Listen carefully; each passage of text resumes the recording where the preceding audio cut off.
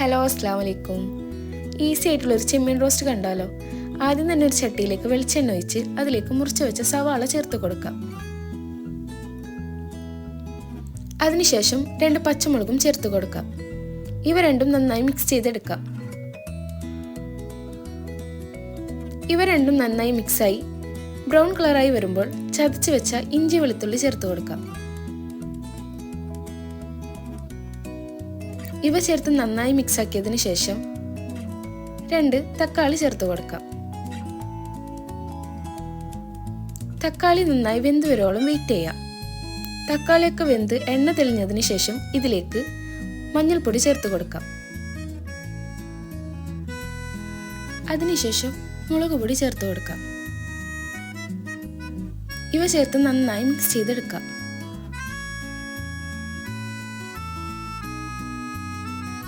മസാലയുടെ പച്ചമണം മാറിയതിനു ശേഷം നേരത്തെ നോർമൽ മസാലയിൽ ഫ്രൈ ചെയ്ത ചെമ്മീൻ ചേർത്ത് കൊടുക്കാം. ചെമ്മീൻ ചേർത്ത് നന്നായി മിക്സ് ചെയ്ത് കൊടുക്കാം.